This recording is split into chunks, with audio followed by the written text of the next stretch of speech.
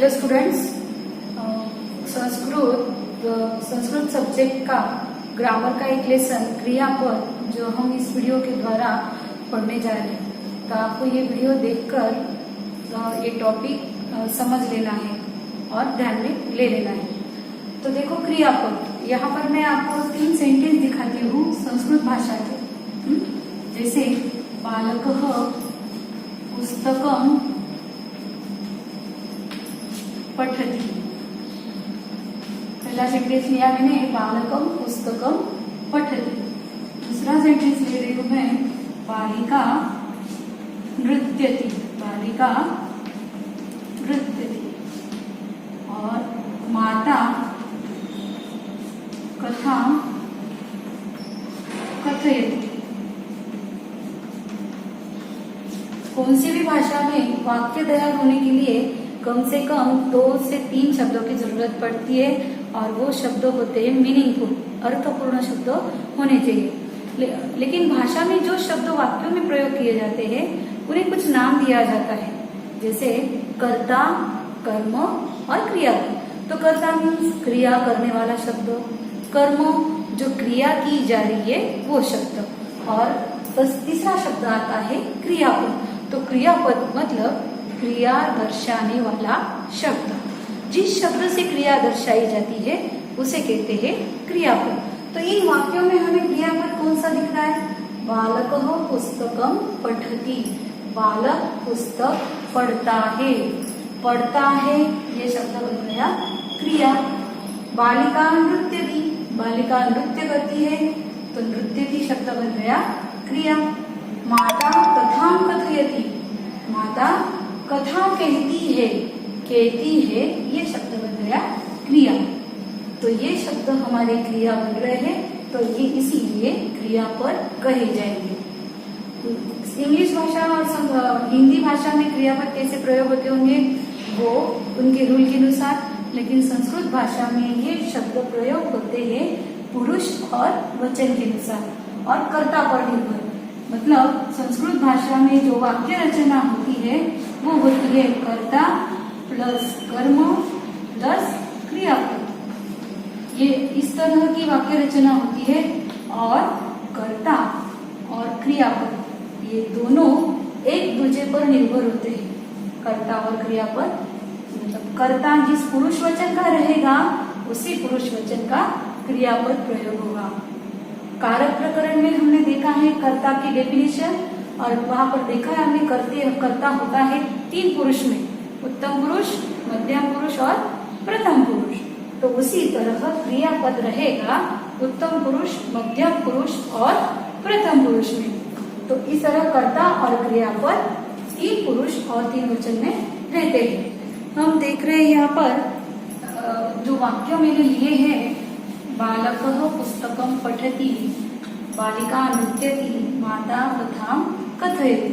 तो ये पठति, इनमें आपको ये तीनों जो क्रियापद है पठति, नृत्यति और कथयति, इनमें जो कॉमन शब्द दिख रहा है वो कौन सा है? देखो ती। यहाँ पर भी है ती और यहाँ पर भी है ती। तो इन क्रियापद से ये कॉमन शब्द निकालकर जो मेन शब्द आ रहे हैं ये मुख्य होते हैं, इन्हें कहते हैं धातु। तो क्रियापद का मुख्य रूप जो होता है उन्हें कहा जाता है धातु। इन धातुओं से ही अलग अलग लकार दर्शाने वाले क्रियापद तैयार होते हैं। लकार मतलब काल, वर्तमान काल, भूतकाल और भविष्य काल। इस तरह संस्कृत में 5 लकार होते हैं और 2 लकार भी आ जाएंगे, हम देखेंगे आगे। तो क्रियापद के जो मुख्य शब्द होते हैं उन्हें कहा जाता है धातु। धातु को ये जो आगे प्रत्यय जोड़े गए हैं ये अलग अलग प्रत्यय जोड़कर, अलग लकार के, अलग पुरुष के और वचन के प्रत्यय जोड़कर क्रियापद रूप तैयार होते हैं। तो क्रियापद कैसे बनता है? धातु प्लस चिन्ह, गण का चिन्ह लगता है, गण चिन्ह, और उसके बाद लकार प्रत्यय जोड़ने के बाद ये क्रियापद बनता है। जैसे हम लेते हैं यहाँ पर नृत्यति क्रियापद, नृत्य धातु। नृत्य धातु को चिन्ह लगा है यहाँ पर य, और उसके बाद प्रत्यय जुड़ा है ती, क्रियापद बन गया नृत्यति। उसी तरह यहाँ पर देखिए ये धातु कथ, कथ धातु थ का पैर मुड़ गया, मतलब वहां से अ स्वर निकल गया, तो वहां भी चिन्ह लगा अय और प्रत्यय आया ती, क्रियापद बन गया कथयति। इस तरह क्रियापद रूप तैयार होते हैं। तो हमें गण चिन्ह क्या है ये पहले समझ लीजिए आप। गण चिन्ह, ये जो धातु है संस्कृत भाषा में 2000 से लगभग धातु है। मुख्य शब्द जो है क्रिया तैयार होने के लिए ये धातु जो है 2000 के ऊपर है। इन्हीं धातुओं को व्याकरणकर्ताओं ने, व्याकरण के बुक में मिलेगा हमें ये पॉइंट, तो 10 गणों में विभाजित कर दिया। गणों में मीन्स समूह में, और जो धातु जिस गण का आता है उसका कुछ चिन्ह होता है। जैसे हमारी डिवीजन का नेम होता है जुपिटर, वीनस, उस तरह जो धातुओं के 10 समूह किए गए, हर एक समूह का कुछ चिन्ह होता है। वो चिन्ह धातुओं को जोड़ा जाता है और उसके बाद बनता है, उसके बाद जोड़ा जाता है लकार का प्रत्यय। अभी हमने देखा था, तो ये धातु होते हैं 10, क्योंकि समूह 10 होते हैं इसलिए धातु के गण होते हैं 10। तो पहले धातु का गण चिन्ह आ जाता है अ, दूसरे गण का चिन्ह कुछ नहीं रहता, 0 रहता है, इसलिए हम 0 या डैश यहाँ पर लिखेंगे। तीसरे गण का चिन्ह होता है द्वित्व, द्वित्व मीन्स डबल होना, जो धातु का अक्षर है वो डबल हो जाता है प्रत्यय जोड़ने के पहले। और एग्जाम्पल दा धातु देखिए, दा को अगर ई प्रत्यय जोड़ना है तो यहाँ क्रियापद बन जाता है ददाती, दद, यहाँ पर द अक्षर में द्वित्व हो गया। और नेक्स्ट फोर्थ, चौथे गण का चिन्ह है य, पांचवे गण का चिन्ह है नु, 6 नंबर का चिन्ह आता है अ, 7 नंबर का चिन्ह आता है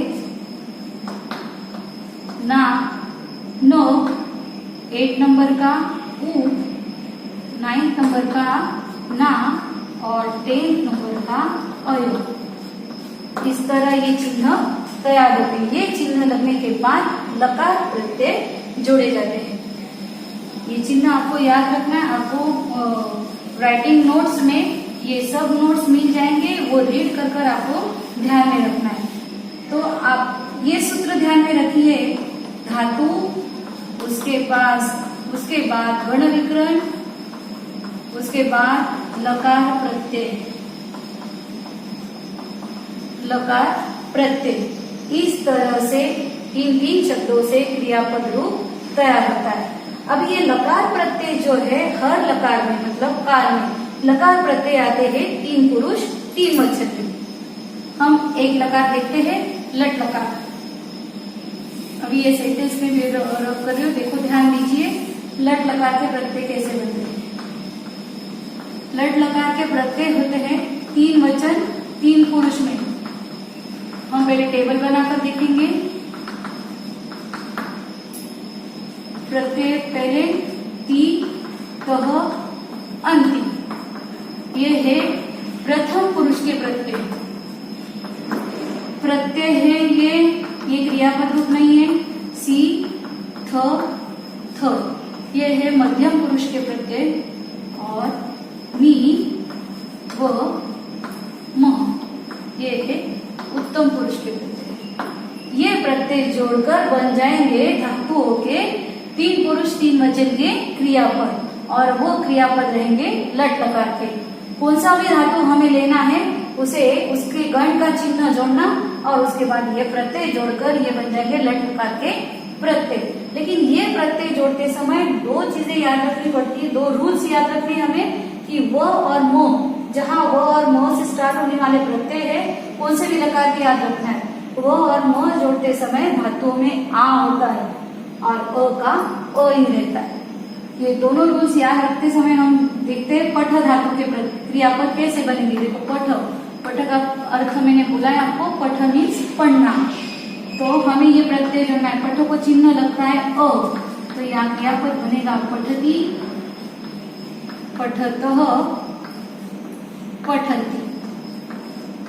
पठ धातु को मैंने ती तह अंति, पठति पठतः पठन्ति इस तरह बना। भी जोड़ना है हमें पठसी पठतः पठतः, पठसी पठतः पठत। अभी ये जोड़ना है, रूल है कि व और म जोड़ते समय धातुओं में आ होता है। तो यहाँ बनेगा पठामी पठावह पठामह। धातु में आ हो गया, देखो ठ में आ हो गया यहाँ पर। तो अभी ये पठति क्रियापद है, वो है प्रथम पुरुष एक वचन का, क्योंकि ती प्रत्यय एक वचन का है। पठावह क्रियापद है, ये बन गया उत्तम पुरुष द्विवचन का, क्योंकि यहाँ मैंने वो प्रत्यय जोड़ा है और वो प्रत्यय आता है द्विवचन में उत्तम पुरुष में। तो जब वाक्यों में हमें उत्तम पुरुष द्विवचन का क्रियापद प्रयोग करना होगा तब प्रयोग होगा पठावह। अगर प्रथम पुरुष एक वचन का करना है तब प्रयोग होगा पठति। अगर मध्यम पुरुष बहुवचन का करना है तो प्रयोग होगा पठतः। जैसे अभी मैंने पहले स्टार्टिंग में बोला आपको कि कर्ता 3 पुरुष में होता है, उत्तम पुरुष, मध्यम पुरुष और प्रथम पुरुष। उत्तम पुरुष में कर्ता होता है अहम, आवाम, वयम। मध्यम पुरुष का कर्ता त्वम, युवाम, यूयम। और प्रथम पुरुष में कोई भी नाउन हम ले सकते। तो सेंटेंस कैसे बनेंगे देखो। अगर नाउन मैंने लिया राम, राम के 3 वचन किस तरह बनेंगे, देव की तरह। देवः देवौ देवः, रामः रामौ रामः, रामः पठति रामौ पठतः, रामः पठन्ति। मध्यम पुरुष में कर्ता आएगा युष्मत्, त्वम, युवाम, यूयम। त्वम पठसि, युवाम पठतः, यूयम पठतः। और उत्तम पुरुष का कर्ता रहेगा अहम पठामि, आवाम पठाव, वयम पठामः। इस तरह कर्ता के साथ क्रियापद ज्वाइन होकर इसी लकार में दूसरा धातु लेकर कर्ता के साथ आपको टेबल दिखाती हूँ। ध्यान दीजिए, कर्ता के साथ अभी हम उत्तम पुरुष से बनाएंगे टेबल। क्रियापद के टेबल प्रथम पुरुष से होते हैं, हम उत्तम पुरुष में से बनाएंगे उत्तम पुरुष। उत्तम पुरुष का कर्ता अहम,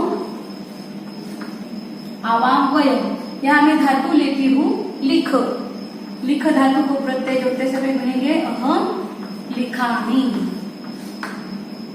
आवाम लिखाव और वयम लिखामः। मध्यम पुरुष त्वम लिखसि, युवाम लिखतः, यूयम लिखत। अहम लिखामि, सॉरी यहाँ नाउन प्रथम पुरुष में आएगा नाउन। प्रथम पुरुष के सेंटेंस बनेंगे रामः लिखति, रामौ लिखतः,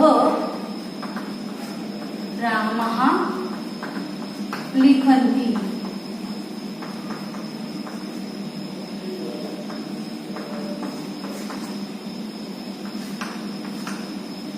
कर्ता जिस पुरुष वचन का उसी पुरुष वचन में क्रियापद। ये एक वचन, ये द्विवचन, ये बहुवचन। ये उत्तम पुरुष, ये मध्यम पुरुष और ये प्रथम पुरुष। इस तरह वाक्यों में क्रियापद रूप प्रयोग होते हैं। तो स्टूडेंट्स देखिए, ये है लट लकार वर्तमान काल के प्रत्यय। परस्मै पद में आते हैं ती तह अंति, सी थ थ मी वह मह। ये प्रत्यय जुड़े हुए क्रियापद रहेंगे वर्तमान काल के लट लकार। जैसे पठति पठतः पठन्ति, पठसि पठतः पठत, पठामि पठाव पठाम। आत्मनेपद के प्रत्यय होते हैं ते इते अन्ते, से इथे द्वे, ई वहे महे। ये है लंग लकार भूतकाल के प्रत्यय। ये प्रत्यय जुड़े हुए क्रियापद रहेंगे भूतकाल के। भूतकाल के क्रियापद बनते समय धातुओं के पहले, हर धातुओं के पहले अ जुड़ता है। और आगे धातु के आगे ये प्रत्यय, जैसे अपठत, अपठताम, अपठन, अपठ, अपठतम, अपठत, अपठम, अपठाव, अपठाम।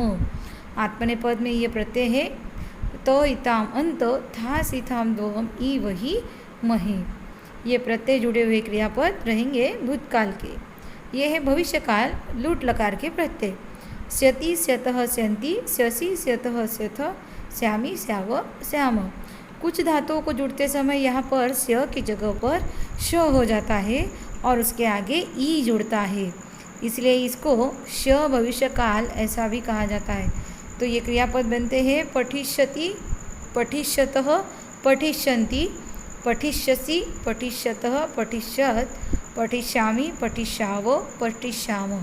आत्मनेपद के ये प्रत्यय है स्यते, स्यते, स्यन्ते, स्यसे, स्यधे, स्यद्वे, स्या, से, स्यावहे, श्यामहे। ये लोट लकार के प्रत्यय आज्ञार्थ, ये आज्ञा देने के लिए या लेने के लिए प्रयोग किए जाते हैं। परस्मय पद की इसके प्रत्यय है तु, ताम, अंतु, शून्यतम, त, आनि, आव, आम। यह मध्यम पुरुष एक वचन में है, शून्य दिया गया है। तो यहाँ पर धातुओं के मुख्य रूप ही मध्यम पुरुष में प्रयोग किए जाते हैं, जैसे पठ, भव, त्वम पठ, त्वम भव, त्वम गच्छ, त्वम चल। इस प्रकार कुछ भी प्रत्यय यहाँ जुड़ा नहीं जाता। तो ये है आज्ञार्थ प्रत्यय। और है विधिलिंग लकार, ये है लास्ट। तो ये क्रियापद कर चाहिए इस अर्थ या संभावना या संकेत दर्शाने के लिए प्रयोग किए जाते। तो इनका अर्थ होता है कि करना, कर सकते हैं, जा सकते हैं, आ सकते हैं, पी सकते हैं, खा सकते हैं, इस तरह इनका अर्थ तैयार होता है। और इनके प्रत्यय जो है परस्मय पद और आत्मनेपद दोनों में ई से आरंभ होने वाले हैं और ये ई जुड़ते समय हर धातुओं में ए हो जाता है। तो क्रियापद बनते समय इस प्रकार बनते हैं कि पठेत, पठेताम, पठेयु, पठे, पठेतम, पठेत, पठेयम, पठेव, पठेम। इस प्रकार 5 लकार क्रियापदों के होते हैं और धातुओं के आगे जुड़ने वाले प्रत्यय ये 5 प्रकार में